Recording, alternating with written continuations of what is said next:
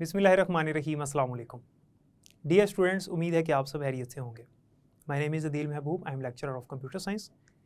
आज की इस वीडियो में चैप्टर नंबर 1 का जो हमारा लास्ट टॉपिक हमने स्टार्ट किया है दैट इज़ SDLC, उसके थर्ड फेज़ से ऑनवर्ड जितने फेजेज़ हैं लास्ट तक यानी 7th फेज़ तक मेंटेनेंस, यहाँ तक सारे फेजेज़ डिस्कस करेंगे। लास्ट लेक्चर में हमने सिस्टम एनालिसिस वाला फेज़ डिस्कस किया। आज जो हमारा फेज़ है डिज़ाइन वाला वो हमने पढ़ना है सबसे पहले, और ये डिपेंड करेगा एनालिसिस रिपोर्ट को देखते हुए। डिज़ाइनिंग क्या होती है उसके बाद हम पढ़ेंगे कोडिंग, फिर टेस्टिंग, फिर इम्प्लीमेंटेशन के भी डिफरेंट मेथड्स हैं, उसमें यूज़र ट्रेनिंग भी होगी, और लास्ट पे मेंटेनेंस पढ़ेंगे। इस तरह से ये 7 स्टेप्स आज के लेक्चर में कंप्लीट होंगे और ये चैप्टर का हमारा लास्ट टॉपिक है। तो चलते हैं लेक्चर की तरफ। डियर स्टूडेंट्स, आज हमारा जो फेज़ है SDLC का जो हम डिस्कस करने लगे हैं, जो पहला आज के लेक्चर का फेज़ है वो है डिज़ाइन, उसके बाद कोडिंग, फिर टेस्टिंग, इम्प्लीमेंटेशन और मेंटेनेंस डिस्कस करने वाले हैं हम। लेकिन इसके लिए आपको प्रीवियस जो 2 हमने लेक्चर्स पढ़े हैं जिसके अंदर पहले 2 फेजेस हमने डिस्कस किए वो आने चाहिए। जो पहले दोनों फेजेस हैं उन पे आज का लेक्चर बेस करेगा, क्योंकि अगर आपको फर्स्ट फेज़ आता होगा तो सेकंड की समझ आई होगी, सेकंड की समझ आई होगी तो अब नेक्स्ट जितने भी फेजेस हैं उनकी समझ आएगी। क्योंकि SDLC मैंने आपको बताया था कि एक मेजर टॉपिक है और ये 1 या 2 लेक्चर्स में कवर नहीं होगा, तो कोशिश करेंगे कि आज के लेक्चर में इसको कंप्लीट करें। हमने सबसे पहले प्रिलिमिनरी इन्वेस्टिगेशन की, उसमें हमने जांच पड़ताल की, उसके अंदर हमने सिस्टम को समझा, सिस्टम को आइडेंटिफाई किया, उसके सारी कंस्ट्रेंट्स को देखा और एक रिपोर्ट तैयार की। उसके बाद हमने सिस्टम का एनालिसिस किया, यानी उसका तज्जिया किया मुकम्मल तौर पे रिक्वायरमेंट्स एनालिसिस के ज़रिए से, डाटा गैदरिंग के ज़रिए से। फिर जो डाटा कलेक्ट हुआ हमारे पास, हमने उसको वेरीफाई किया और चेक किया इंफॉर्मेशन को, और उसके लिए हमने डाटा एनालिसिस किया। डाटा एनालिसिस करने के बाद हमने एनालिसिस रिपोर्ट तैयार की, और एनालिसिस रिपोर्ट तैयार करने के बाद जो हमारा दूसरा स्टेप था वो कंप्लीट हो गया। अब जो थर्ड फेज़ है SDLC का, यानी सिस्टम डेवलपमेंट लाइफ साइकिल या सॉफ्टवेयर डेवलपमेंट लाइफ साइकिल का, वो है डिज़ाइन में हम 2 तरह की डिज़ाइनिंग करते हैं, एक है लॉजिकल डिज़ाइन और दूसरा है फिज़िकल डिज़ाइन। डियर स्टूडेंट्स, यहाँ पर डिज़ाइनिंग से ये मुराद है कि हम सॉफ्टवेयर की जो फंक्शनल कैपेबिलिटीज़ हैं कि सॉफ्टवेयर कौन कौन से फंक्शंस परफॉर्म कर रहा है वो हमने अपने पास नोट डाउन करने होते हैं। उसके लिए हम जो पहला डिज़ाइन करते हैं वो है लॉजिकल डिज़ाइन। तो लॉजिकल डिज़ाइन में हम सॉफ्टवेयर की जो फंक्शनल कैपेबिलिटीज़ हैं, सॉफ्टवेयर कौन कौन से फंक्शंस परफॉर्म कर रहा है वो देखते हैं। इसके लिए हम कुछ टूल्स यूज़ करते हैं, जैसे MS प्रोजेक्ट है, गैंट चार्ट है, पर्ट चार्ट है। ये वो टूल्स हैं जिनके ज़रिए से हम सॉफ्टवेयर के फंक्शंस को आइडेंटिफाई करते हैं कि हमारा सॉफ्टवेयर कौन कौन से फंक्शंस परफॉर्म कर रहा है। और याद रखिएगा कि जो सॉफ्टवेयर फंक्शन परफॉर्म करेगा, यानी जो भी फंक्शंस हैं हमारे सॉफ्टवेयर के, वो हमने यहाँ पर ही नोट डाउन करने हैं, यहाँ से ही देखते हुए अगले काम होने हमारे। याद रखिएगा डियर स्टूडेंट्स, मैं आपको इसकी एग्जांपल देता हूँ, आपको फिर इसकी लॉजिकल डिज़ाइन की समझ आ जाएगी। फॉर एग्जांपल, अगर हम एक कैलकुलेटर की बात करें कि हम एक सिस्टम तैयार कर रहे हैं, हम एक सॉफ्टवेयर तैयार कर रहे हैं लाइक कैलकुलेटर, तो इसकी जो फंक्शनल कैपेबिलिटीज़ हैं वो क्या हैं। अगर हम सिंपल कैलकुलेटर की बात करें तो इसकी फंक्शनल कैपेबिलिटीज़ हैं plus, minus, multiply, divide, arithmetic operations. ये इसकी फंक्शनल कैपेबिलिटीज़ हैं, ये इसके फंक्शंस हैं, ये इसके टास्क हैं जो ये परफॉर्म कर रहा है, ये इसके ऑपरेशंस हैं जो हमारा ये कैलकुलेटर, जो हमारा सिस्टम है, जो प्रपोज्ड सिस्टम है, जो हम प्रपोज करने वाले हैं यूज़र्स को, कस्टमर्स को, ये वाले फंक्शंस परफॉर्म कर रहा है, अर्थमेटिक ऑपरेशंस। तो सिंपल अर्थमेटिक ऑपरेशंस ये इसकी फंक्शनल कैपेबिलिटीज़ हैं, और इनको आइडेंटिफाई करने के लिए हम क्या करेंगे, हम कुछ टूल्स का इस्तेमाल करेंगे, जिसमें हमारे पास MS प्रोजेक्ट एक टूल है, एक गैंट चार्ट और पर्ट चार्ट होते हैं, ये हम बनाते हैं, और इनके ज़रिए से फिर हम आइडेंटिफाई करते हैं फंक्शनल कैपेबिलिटीज़ को, हमारे सिस्टम की फंक्शनल कैपेबिलिटीज़ कि उसके फंक्शंस क्या हैं, टास्क कौन कौन से परफॉर्म कर रहा है, उसके ऑपरेशंस कौन से हैं जो वो परफॉर्म कर रहा है। और ये MS प्रोजेक्ट इसी तरह से जो हमारे पास गैंट चार्ट पर चार्ट्स हैं, उसने बुक में मेंशन किया हुआ है कि ये आपके स्कोप से बाहर की बात है कि इसके बारे में हम डिस्कशन करें। तो हायर लेवल पे जाके, यूनिवर्सिटी लेवल पे जाके आप इनके बारे में पढ़ेंगे कि ये क्या होते हैं और इनको यूज़ करना भी सीखेंगे इंशाल्लाह। लॉजिकल डिज़ाइन में हमने जो भी फंक्शनल कैपेबिलिटीज़ देखी हैं, ये फंक्शंस किस तरह से परफॉर्म होने हैं, हमारा जो सिस्टम है, हमारा जो सॉफ्टवेयर है, इन फंक्शंस को परफॉर्म कैसे करेगा, ये काम हम किस में करते हैं, ये चीज़ें हम देखते हैं फिज़िकल डिज़ाइन में। So the second type of design is physical design. Physical design में हम देखते हैं कि ये जो फंक्शंस हैं जो हमने आइडेंटिफाई किए लॉजिकल डिज़ाइन में, ये फंक्शंस किस तरह से परफॉर्म होने हैं। यानी लॉजिकल डिज़ाइन में हम देखते हैं व्हाट, और फिज़िकल डिज़ाइन में हम देखते हैं हाउ, किस तरह से ये परफॉर्म करेगा। हम देखेंगे कि इसके लिए हमारे सिस्टम की इनपुट रिक्वायरमेंट्स क्या हैं, इन फंक्शंस को परफॉर्म करने के लिए हमारे सिस्टम की आउटपुट रिक्वायरमेंट्स क्या हैं, हमारे सिस्टम की स्टोरेज रिक्वायरमेंट्स क्या हैं और प्रोसेसिंग रिक्वायरमेंट्स क्या हैं, सिस्टम कंट्रोल किस तरह से होगा, और बैकअप और रिकवरी की ऑप्शंस भी हमने इसके अंदर रखनी है, वो कैसे हमने रखनी है। ये वो फंक्शंस हैं जो लॉजिकल डिज़ाइन के अंदर हमने देखे थे, और फिज़िकल में हम देख रहे हैं कि इनको परफॉर्म कैसे किया जाएगा। इनपुट रिक्वायरमेंट्स की एग्जांपल, आउटपुट रिक्वायरमेंट की एग्जांपल, और जितनी भी रिक्वायरमेंट्स अभी हमने देखी हैं उसकी एग्जांपल देख लेते हैं। जैसे अगर मैंने आपको कैलकुलेटर की ही एग्जांपल दी है तो उसी को कंटिन्यू करते हैं। हम देखेंगे कि हमारा जो कैलकुलेटर है वो इनपुट में किस तरह की वैल्यू इनपुट में एक्सेप्ट कर रहा है। ऑब्वियसली वहाँ पर हम देखेंगे कि इसमें सिर्फ नंबर ही एंटर होने हैं, क्योंकि इसके ऊपर अर्थमेटिक ऑपरेशंस परफॉर्म हो रहे हैं। और ये इनपुट कैसे होगा, हमने यूज़र को कहाँ कहाँ पर किस किस तरह से ऑप्शंस देनी है इनपुट की, आउटपुट उसको किस तरह से हमने दिखानी है, प्रोसेसिंग हमने कैसे करनी है, हमने स्टोरेज कैसे करनी है, हमने सिस्टम को कंट्रोल करने के लिए जो ऑप्शंस रखने हैं वो कैसे रखने हैं हमने, और हम देखेंगे कि इसके अंदर बैकअप और रिकवरी का ऑप्शन कैसे रखना है। बैकअप का मतलब होता है कि अपने डाटा की कॉपी बना लेना, ताकि ओरिजिनल डाटा लॉस्ट हो जाए तो बैकअप में हमारे पास उसकी कॉपी मौजूद हो जिसको हम फ्यूचर में यूज़ कर सकें। जब हमारे पास लॉजिकल और फिज़िकल डिज़ाइन तैयार हो जाता है देन हम इसकी भी एक रिपोर्ट तैयार करते हैं, same like phase 1 and phase 2। यानी जो फ़ेज़ 1 हमने पढ़ा था प्रिलिमिनरी इन्वेस्टिगेशन, और जो फ़ेज़ 2 हमने पढ़ा सिस्टम एनालिसिस का, दोनों के लास्ट पे हमने एक रिपोर्ट तैयार की थी। सेम इसी तरह से हमने लॉजिकल डिज़ाइन और फिज़िकल डिज़ाइन में जो भी टास्क परफॉर्म किए, जो भी फंक्शनल कैपेबिलिटीज़ देखी और देखा कि ये फंक्शंस हमारा सिस्टम किस तरह से परफॉर्म करेगा, उसकी हम एक रिपोर्ट तैयार करते हैं। हमारी इसी रिपोर्ट को देखते हुए जो नेक्स्ट हमारा फेज़ है वो अमल में आएगा। डिज़ाइनिंग जो हुई है ये किसको देखते हुए हुई है, ये सिस्टम एनालिसिस की रिपोर्ट को देखते हुए डिज़ाइनिंग की है। हमें सिस्टम के फंक्शंस का कैसे पता चला, क्योंकि हमने डाटा गैदर किया था, हमने नीड एनालिसिस वाला काम किया था। डिज़ाइन के बाद जो नेक्स्ट हमारा फेज़ है जो कि नंबर 4 पे आता है, दैट इज़ कोडिंग। कोडिंग एक ऐसा फेज़ है, इसमें बाकायदा अब सॉफ्टवेयर बनने लगा है, इसमें बाकायदा सॉफ्टवेयर या सिस्टम तैयार होने लगा है। याद रखिएगा कि अभी तक यानी डिज़ाइन वाले फेज़ तक हम क्या कर रहे थे, हम सिर्फ पेपर वर्क कर रहे थे या कंप्यूटर के अंदर हम डिफरेंट एनालिसिस कर रहे थे या डिज़ाइनिंग कर रहे थे, अभी सिस्टम बना नहीं था। जो चौथा हमारा जो 4 नंबर पे आने वाला हमारा स्टेप है वो है कोडिंग का। इसमें बाकायदा हमारा जो प्रपोज सिस्टम है उसको हम बनाना शुरू करेंगे और बनाएंगे इसके अंदर। और कोडिंग में क्या होता है, जो हमारा सॉफ्टवेयर डेवलपर होता है, जो हमारा सॉफ्टवेयर इंजीनियर होता है, वो क्या करता है कि जो भी हमने उसको रिपोर्ट दी है डिज़ाइन के बाद, वो उसको देखते हुए, मुकम्मल रिक्वायरमेंट्स को देखते हुए, सॉफ्टवेयर के फंक्शंस को देखते हुए सॉफ्टवेयर बनाता है किसी ख़ास प्रोग्रामिंग लैंग्वेज में। प्रोग्रामिंग लैंग्वेज बेसिकली एक प्लेटफॉर्म है जिसके ज़रिए से हम सॉफ्टवेयर्स बनाते हैं। और जो सॉफ्टवेयर डेवलपर होता है, जो सॉफ्टवेयर इंजीनियर होता है, जो इस चीज़ को जानता है, वो फिर क्या करता है, वो किसी स्पेसिफिक प्रोग्रामिंग लैंग्वेज का यूज़ करते हुए सॉफ्टवेयर को तैयार करता है, सॉफ्टवेयर बनाता है अकॉर्डिंग टू द रिपोर्ट, जो रिपोर्ट उसको मिली उसके मुताबिक। और इस रिपोर्ट के साथ हम उसको फ्लो चार्ट्स भी देते हैं जो हमने बनाए थे डाटा एनालिसिस में, जो डायग्राम्स हमने बनाई थी, क्योंकि उसने उसी को देखते हुए सिस्टम को तैयार करना है या सॉफ्टवेयर को तैयार करना है। और ज़रूरी नहीं है कि वो बिल्कुल न्यू सिस्टम बनाए, ऐसा भी हो सकता है कि वो ऑफ द शेल्फ कंपोनेंट्स का इस्तेमाल करें, यानी प्री रिटन जो कोडिंग है उसको यूज़ करें। प्री रिटन कोडिंग से मुराद है जो पहले से उसके पास रिटन कोडिंग है वो उसी को दोबारा इस्तेमाल कर ले और उसके अंदर चेंजिंग कर ले। फॉर एग्जांपल अगर हम कैलकुलेटर बना रहे हैं, फॉर एग्जांपल मैं इस बार क्या कर रहा हूँ, साइंटिफिक कैलकुलेटर बना रहा हूँ, तो लास्ट टाइम हमने एक सिंपल कैलकुलेटर बनाया हुआ था, तो उसी को हम यूज़ करेंगे, यानी जो हमारा प्रोग्रामर है, जो डेवलपर है, वो उसी को यूज़ करेगा, उसके अंदर चेंजिंग करेगा, न्यू फंक्शंस ऐड कर देगा, तो वो नया प्रपोज सिस्टम तैयार हो जाएगा। ये है कोडिंग का स्टेप।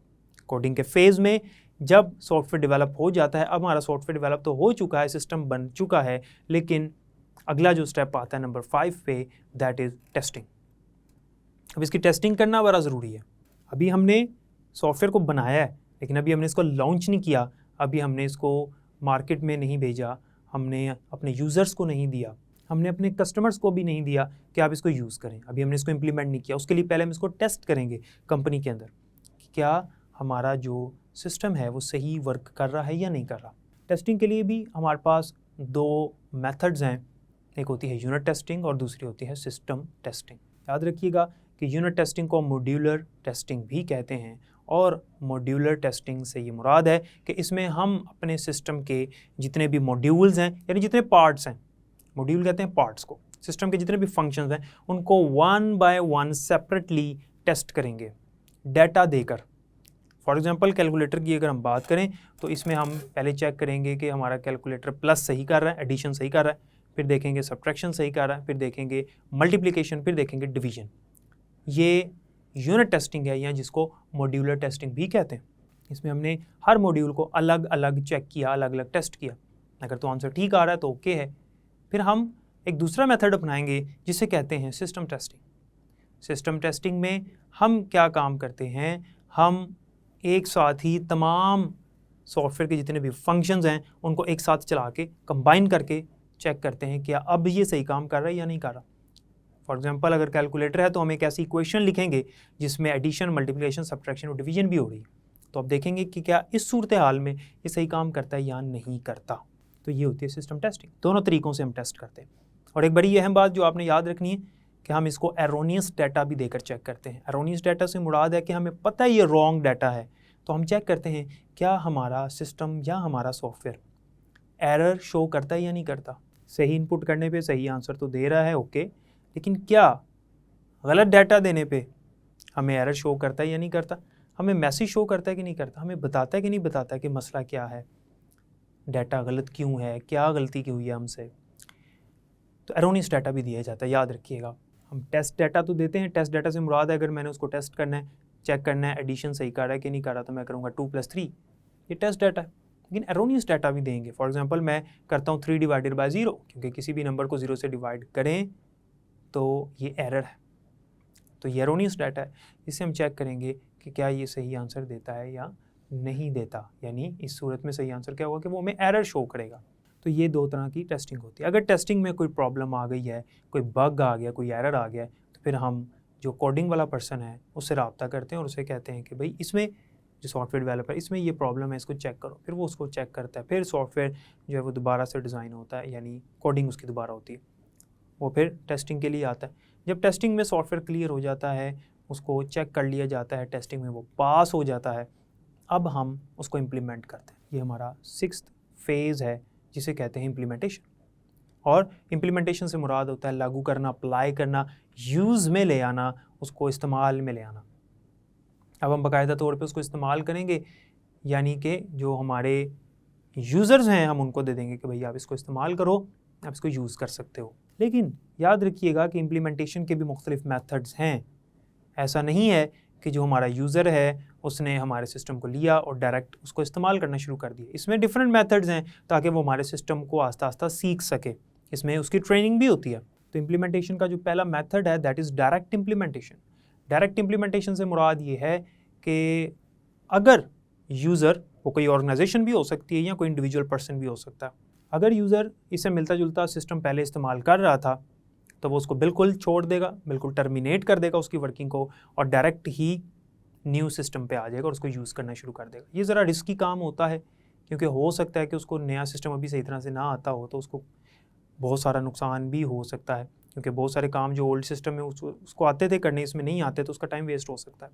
लेकिन ऐसा तब किया जाता है कि हमारे पास शॉर्ट टाइम हो और हम ओल्ड सिस्टम और न्यू सिस्टम को साथ ना चला सकें।